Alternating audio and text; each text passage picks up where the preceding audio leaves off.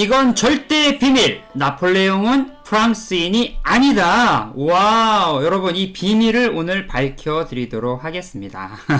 안녕하세요. 저는 임 대표고요. 임 대표의 책잇 아웃을 여러분은 지금 듣고 계십니다. 여기는 호주 시드니고요. 요즘 40도 가까이 되었던 날씨 가운데 오늘은 조금 선선하고 시원한 날씨를 맞이하고 있습니다. 자, 오늘은 책 소개가 아니고요. 얼마 전에 개봉했던 영화죠. 바로 나폴레옹. 야, 세상을 정복한 영웅, 아무것도 갖지 못한 황제. 20대에 군인이 되어서 30대 초반에 황제의 꿈을 이루었지만 다시 인생의 나락으로 빠졌던 한 인물 나폴레옹에 대한 이야기를 여러분과 함께 나눠보도록 하겠습니다. 이 영화는 여러분 잘 아시는 것처럼 리틀리 스콧 감독이 만들었고요. 그 다음에 출연 배우는 그 유명한 호아킨 피닉스가 맡았습니다. 이거 조커 아시죠? 뭐 제가 더 이상 설명을 할 필요가 없습니다. 그리고 콜롬비아 픽처스에서 나오고 소니 또 픽처스와 함께 만들고 애플 TV에서 나왔던 영화입니다. 여러분 뭐 리틀리 스콧 감독 많은 분들이 알고 계시지만 제가 리틀리 스콧 감독 하면은 항상 생각나는 게 뭐냐면 이분이 또 영국 감독이고 37년생이세요. 1937년생 세상에. 그러니까 지금 86세? 7세? 맞나? 이 정도 나이에도 불구하고 노획장을 가시하며 아주 멋진 영화들을 만들어내시죠. 특별히 다양한 시대적 배경을 가진 영화들을 많이 만들어서 많은 사람들한테 이렇게 새로운 임팩트, 역사적 사실에 근거한 또 하지만 거기에 약간 허구성을 담고 있는 엄청난 또 영화적인 그 영상미를 담고 있는 영화들을 많이 만들었죠. 대표적으로 잘 아시는 것처럼 에어리언, 블레이드 러너, 그 다음에 글라디에이터.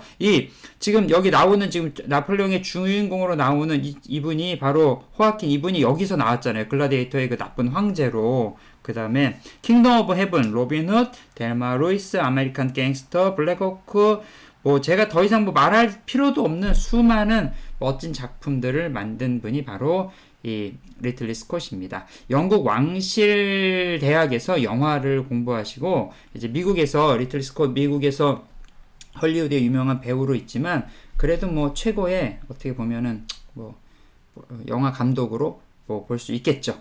어쨌든 간에 그래서 이 영화가 지금 개봉이 현재 되었고요. 평가는 뭐 좀 하프하프한 것 같아요. 어떤 분은 너무 재밌다. 어떤 분은 조금 뭐 아쉽다. 여러 가지 이야기가 있는데 분명한 사실 하나는 뭐냐면 이 전쟁신이 어마어마합니다. 전쟁신이 어마어마합니다. 자, 이 내용들을 조금만 좀 설명을 하고 그 다음에 나폴레옹 개인에 대한 이야기도 좀 나눠보도록 하겠습니다.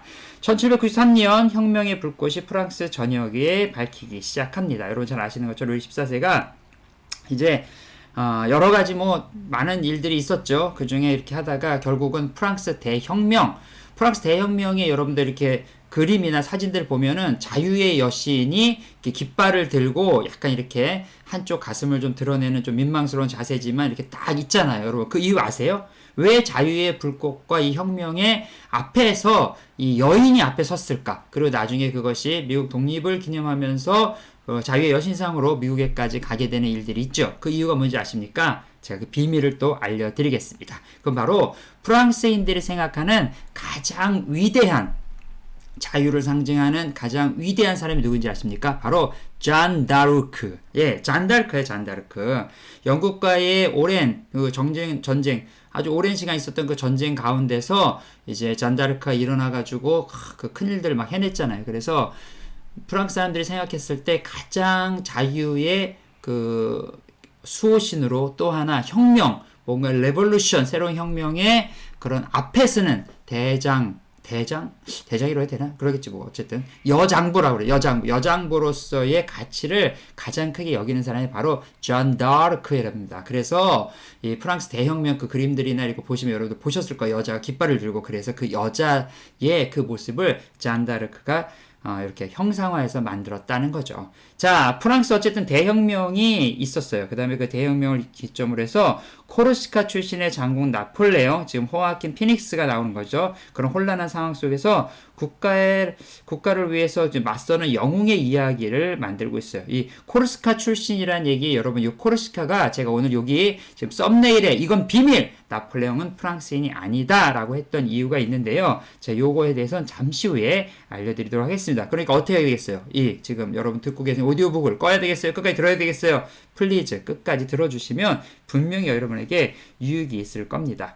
자, 나폴레옹은 황제의 자리에 오르죠. 아주 평범한 군인이었어요. 하지만 황제의 자리에 오르고 다시 그 황제의 자리에서 어떻게 됩니까?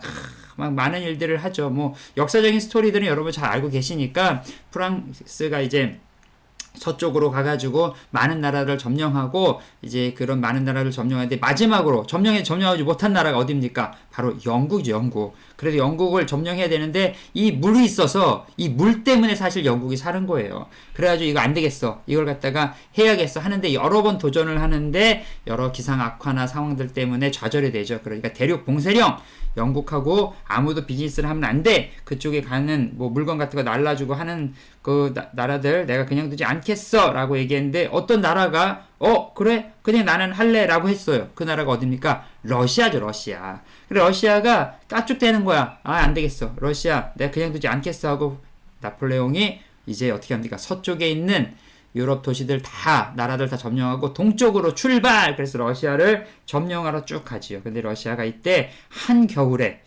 엄청난 작전을 펼치는 게 아닙니까? 그게 뭡니까? 한겨울에 계속 이동하면서 전부 다 그 집들과 마을에 먹을 거와 거처할 수 있는 걸 싸그리 다 불태우고 없애고 점점 동쪽으로 가는 거예요. 자, 여러분, 여기에 중요한 이야기가 있는데 뭐냐면 나폴레옹이 어떻게 이렇게 유럽에 있는 나라들을 빨리 점령할 수 있었을까요? 그거는 여러분들 나폴레옹이 엄청난 빠른 기동력이 있는데 그 기동력이 뭐냐면 바로 이거예요. 나폴레옹의 군대는 철칙이 있었는데 그게 뭐냐? 전쟁에 나갈 때 기본적으로 전쟁을 하려면 후방에서 이제 먹을 것도 대주고 뭐 무기도 대주고 여러 가지 이렇게 좀 서포트를 해야 되잖아요. 그리고 앞에 나간 사람들 전쟁을 열심히 하고 근데 나폴레옹의 전투의 스타일이 뭐냐면 야 일단 필요한 그 전쟁에 꼭 필요한 것들만 가지고 가. 그리고 나머지는 다 현지에서 조달한다. 이거였어요. 그래서 다른 나라를 쳐들어가거나 도시를 점령하면 거기서 약탈. 와, 이게 사실은 이게 옛날에 징기스칸 몽골이 하던 스타일이었거든요. 말 달리고 가. 그래서 거기서 싸워. 이겨. 그럼 거기서 다 취하는 거예요. 뭐 지금 그 당시에는 좀 그렇지만 뭐 여자나 그 다음에 뭐 먹을 거나 모든 것들을 물품을 다 거기서 충달하고 또 전쟁으로 가. 그래서 몽골이 엄청나게 큰 땅덩어리를 얻을 수 있었는데 나폴레옹이 유럽에서 그 일을 한 거죠. 전쟁을 가가지고 거기서 이제 얻어내고 또한 군대 스타일도 기존에 지금까지 우리가 알고 있었던 그 전까지 알고 있었던 스타일이 아니라 좀 더 새로운 스타일로 현대적인 스타일로 가가지고 거기를 점령을 했다라는 얘기죠. 자, 어쨌든 이 영화에서는 여러 가지 좀 특별히 신경을 써서 만든 작품들이 있다고 해요. 특별히 프랑스 혁명과 그 다음에 마리 앙투네트의 그 처형 장면들. 이 너무 불쌍해요. 이 마리 앙투네트는 사실 프랑스 사람이 아니잖아요. 제가 알기로 벨기에 사람으로 알고 있는데, 뭐 프랑스 말도 못하는데 그 당시는 이제 왕족과 왕족 간의 어떠한 결혼식으로 이렇게 이루어져가지고 그 황제가 되고 또 황후, 왕비가 되고 이런 일들을 했기 때문에 프랑스 말도 못하는데 여기 와서 살았다 그러더라고요.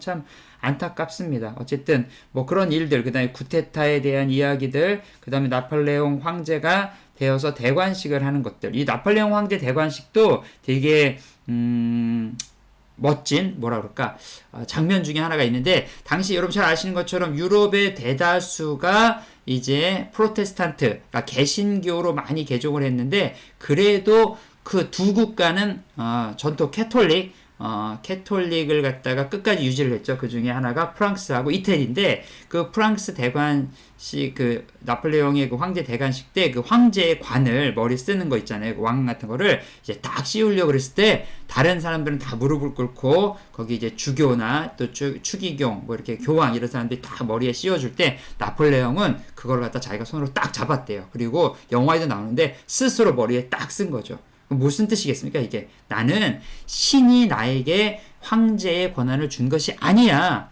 그러면 내가 나의 노력과 나의 힘으로 황제가 된 거야 라고 하는 요 장면, 영화에서 압권이죠. 이러한 몇 가지 장면들이 아주 실감나게 만들어졌습니다. 뭐 특별히 그리고 누구나 우리가 알 수 있는 것처럼 워터루 전투에서 나오는 멋진 장면들, 이런 장면들이 아마 최고의 장면으로 우리의 눈을 사로잡았던 것 같아요.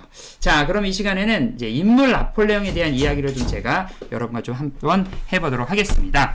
인물 나폴레옹은 어떤 사람이었을까요? 아까 말씀드린 것처럼 인물 나폴레옹은 코르시카 사람이었어요. 코르시카가 어디냐면 지중해 연안에 프랑스의 레지옹이라는 지역이 있어요, 여러분.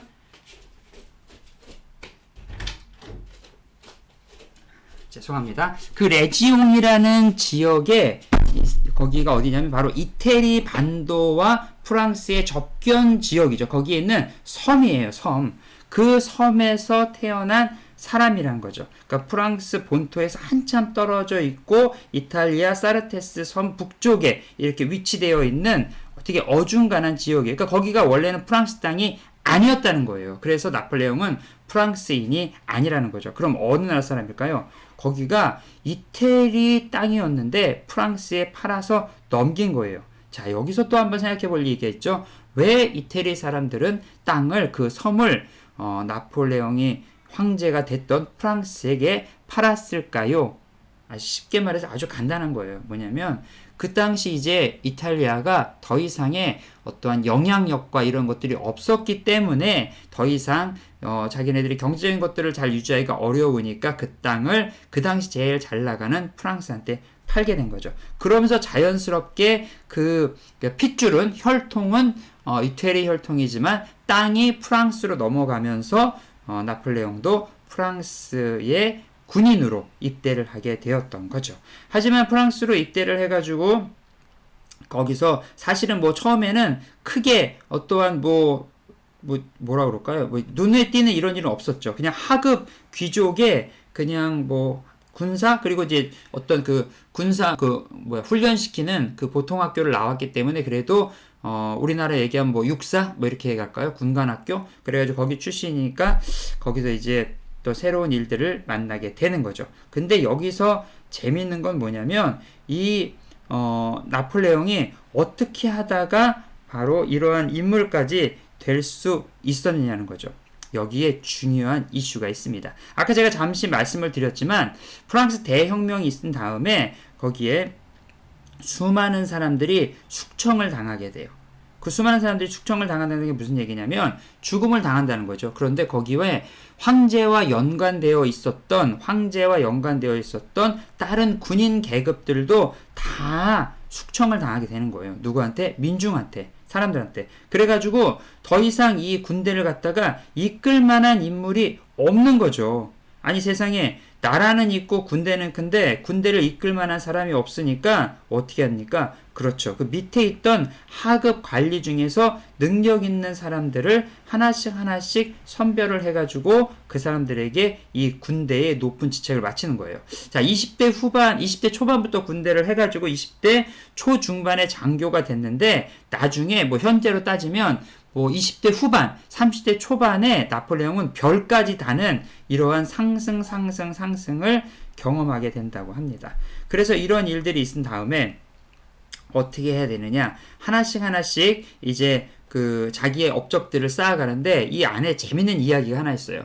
한 번은 이제 엄청난 전투에서 승리를 해가지고 그게 이제 프랑스인데 이태리 쪽에 있는 나라와 도시와 전쟁을 해가지고 승리를 거두게 된 거예요. 나폴레옹이. 그래서 이제 전쟁에 승리를 하면 항상 어떤 일이 벌어지죠? 협상이죠. 그렇죠. 그래서 진 국가는 이긴 국가한테 무슨 땅을 갖다가 준다든지 무슨 곡식을 준다든지 어쨌든 간에 이게 전쟁 보상을 받잖아요. 1, 2차 세계대전도 마찬가지인 것처럼. 그래가지고 그 협상 테이블에 딱 앉았는데 그 당시 나폴레옹은 지금의 한 소령 정도? 그 정도 계급이었다고 해요. 그러니까 막 장교도 아니고. 그런데 자기가 그 협상 테이블에 딱 앉아있을 때 건너편 협상 테이블에 앉아있던 사람을 보고 나폴레옹이 깜짝 놀란 거예요. 그 이유가 뭘까요? 바로 가장 카톨릭에서 높은 포지션에 있는 교황 그리고 그 나라의 황제 이러한 사람들이 자기의 협상 테이블에 같이 앉아 있는 거죠. 무슨 얘기입니까? 평상시 같으면 쳐다보지도 못하고 얼굴도 볼 수 없었던 그러한 사람이 자신의 협상 테이블에 앉아 있는 걸 보면서 나폴레옹이 생각을 한 거야. 어떻게 된 거야? 세상이 바뀌었구나. 이게 중요해, 이게. 세상이 바뀌었구나. 그러면서 나폴레옹은 꿈을 꾸기 시작했대요. 무슨 꿈을 꿨을까요? 그래, 나도 황제가 될 수 있어. 와우. 여기 너무너무 중요한 거예요.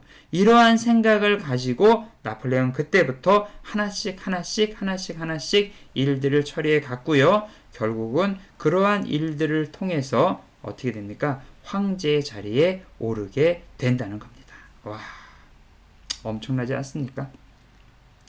자, 워터로 전쟁. 여러분 잘 아시는 요 얘기 조금만 더 할게요. 프랑스의 이제 기병대라고 그러죠. 기병대가 이제 영국군과 함께 엄청난 전쟁을 치르는 장면이 이 영화에서도 좀 나오게 돼요.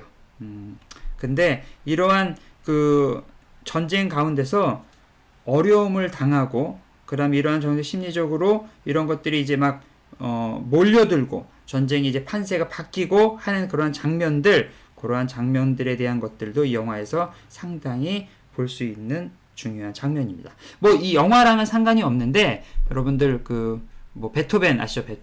베토벤이 가장 존경했던 사람 중에 하나가 나폴레옹이었대요. 언제까지? 나폴레옹이 황제가 되기 전까지는 엄청 존경을 했답니다. 그래서 워터로 전쟁 막 이런 그 음악도 만들고 이 나폴레옹을 위한 많은 찬사를 했는데, 나중에 나폴레옹이 이제 뭐 번외 얘기지만 황제가 되고 나서 또 다시 독재 국가로 만들어지면서부터는 에이 이건 아니다 라고 했다라는 또 뒷이야기도 있더라고요. 자, 어쨌든 간에 오늘 여러분과 함께는 좀 새로운 책을 좀 한번 책이 아니죠. 죄송합니다. 영화죠. 죄송해요. 새로운 영화. 근데 벌써 개봉이 되었지만 한 번쯤은 꼭 보면은 도움이 될 영화 나폴레옹에 대한 이야기를 했습니다. 자, 세상을 정복한 영웅, 아무것도 갖지 못한 영웅. 이제 연말이 다가와서 많은 분들이 막 만남도 하고 여러 가지 이슈들도 많이 하잖아요. 그것은 저 좋다고 생각해요. 1년에 한 번씩 마무리하고 그러는데, 또 좋은 영화들 한 편씩 보시고 좋은 책들 한 권씩 보시면서 1년을 잘 마무리하시고 2024년도도 기대해 보는 것도 어떨까 생각합니다. 자, 오늘 임 대표의 책임 아웃은요 여기까지고요. 여러분도 가능성이 있습니다. 나폴레옹처럼 끝에 실패는 하지 마시고 너무 욕심은 부리지 마세요. 하지만 분명히 여러분들의 꿈과 희망이 도전할 가치가 있다는 걸 응원하면서 오늘 여기까지 마치겠습니다.